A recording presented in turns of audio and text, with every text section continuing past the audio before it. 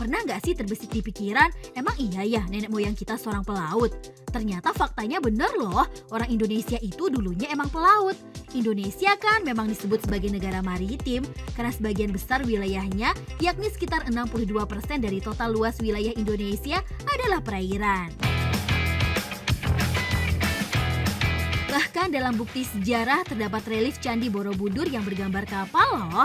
Kapal layar ini dimiliki oleh Kerajaan Shailendra dan Kerajaan Sriwijaya yang dipakai untuk menjelajah lautan sampai ke Ghana di abad ke-14. Nah, ngomongin soal kapal, ternyata di Jakarta ada loh jembatan yang mengadaptasi kapal legendaris khas bangsa Nusantara. Yaps, namanya Jembatan Penyeberangan Pinisi. Jembatan ini merupakan hasil revitalisasi JPO Karet Sudirman yang udah ada sejak tahun 1980-an dan kini menjadi akses menuju halte bus Transjakarta Karet Sudirman. Sama seperti namanya, bentuk jembatan ini sengaja didesain menyerupai kapal pinisi, Besti. Tapi dari sekian banyak bentuk kapal, kenapa harus kapal pinisi ya? Jadi nih Besti, kapal pinisi merupakan kapal pertama yang dibuat orang Indonesia di abad ke-19. Orang-orang di Sulawesi Selatan khususnya suku Bugis dulunya membangun perahu pinisi untuk berdagang. Mereka mengawalinya dengan pembangunan perahu pinisi dari kayu ulin atau kayu besi.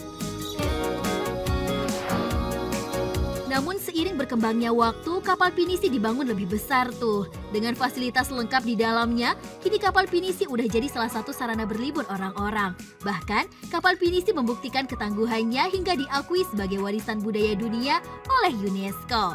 Hayo, siapa yang baru tahu? Bangga ya kalau ada bangunan yang mengangkat nilai sejarah kayak gini, kita jadi bisa belajar, Besti. Sekarang kita coba jalan-jalan yuk ke sana. Jembatan ini juga diperuntukkan untuk disabilitas dan pesepeda ya. Selama ini kan pesepeda di Jalan Sudirman nggak bisa menyeberang kecuali di ujung selatan Bundaran Senayan atau di ujung utara Bundaran HI ya. Jadi fasilitas ini seharusnya bisa membantu Besti yang suka main sepeda tuh. Wow, ternyata ada juga nih galeri apresiasi yang didedikasikan untuk mengenang perjuangan dan pengorbanan tenaga medis dalam menangani pandemi COVID-19. Ada 37 nama yang gugur diukir pada prasasti di bagian anjungan pemandangan. Tidak sama seperti jembatan penyeberangan pada umumnya, jembatan pinisi ini tak memiliki atap, Besti. Rupanya jembatan ini memang sengaja dibuat untuk berkumpul dan sekedar berselfie tuh. Jadi memang beda, Besti.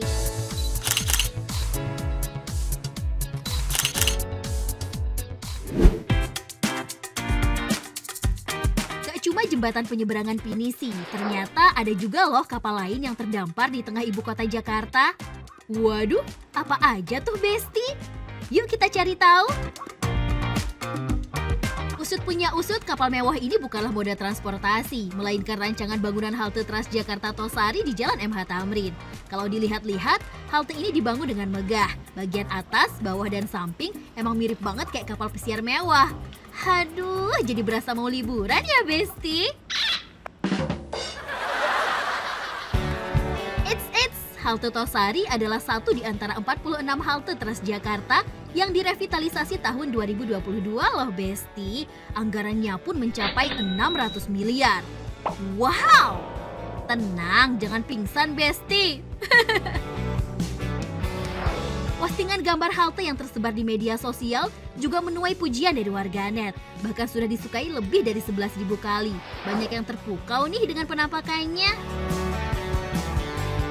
Tapi tim OMG belum bisa jalan-jalan nih ke dalamnya karena halte Tosari belum resmi beroperasi, Besti.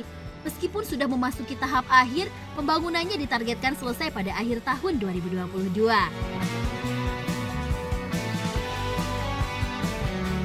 Biar nggak sedih, kita foto-foto dulu deh ya di depan kapal pesiar. Biar nggak sia-sia amat main kesini. Cheers!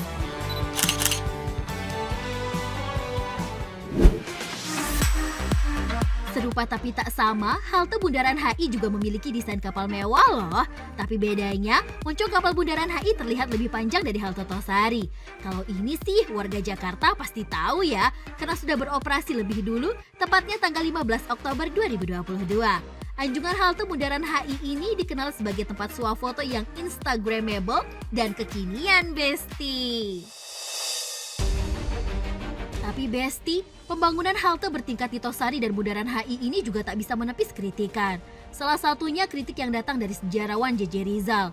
Ia bahkan sempat meminta Gubernur DKI Jakarta pada masa itu, Anies Baswedan, untuk menghentikan pembangunan halte karena menghalangi pemandangan ke patung Selamat Datang. JJ Rizal juga menilai kedua halte mengkapitalisasi kawasan bersejarah warisan Presiden Soekarno yang mencakup Selamat Datang beserta air mancurnya. Bahkan, penempatan kedua kapal ini dinilai berpotensi melanggar Undang-Undang Nomor 11 Tahun 2010 tentang Cagar Budaya Pasal 55, di mana setiap orang dilarang menghalangi upaya pelestarian cagar budaya. Waduh, kalau menurut Besti gimana? Kalian setuju nggak dengan kritikannya? Kalau tim OMG sih sebenarnya punya pertanyaan lain perihal desain kapal yang menjadi ikon pembangunan fasilitas warga masa kini. Apa ya alasan dibalik pemilihan desain itu? Jangan-jangan pembangunan ini sengaja dibuat seakan-akan menjadi simbol kapal yang akan melindungi tenggelamnya Jakarta karena pergerakan tanah. Soalnya kan fenomena pergerakan tanah akhir-akhir ini lagi ramai di media sosial ya, Besti. Shh, daripada bikin teori konspirasi, mending kita tanya langsung yuk ke pengamat tata kota. Saya kira antara desain finisi jembatan halte yang ada di DKI Jakarta dengan pergeseran tanah, saya kira tidak ada hubungannya. Jadi kalau nanti desainnya misalnya ikoniknya dari Betawi, dari suku Bugis, suku Jawa, saya kira kan tidak ada masalah. Yang terpenting adalah atas nama estetika, tata ruang untuk mempercantik tata kota, itulah yang saya kira yang lebih menonjol. Tuh Besti, ternyata nggak ada hubungannya ya desain kapal sama pergerakan tanah. Desain ini hanya soal estetika aja sih. Oke deh Besti, itu tadi liputan kapal-kapal yang menghias wajah ibu kota ya. Kita lanjut ke info berikutnya.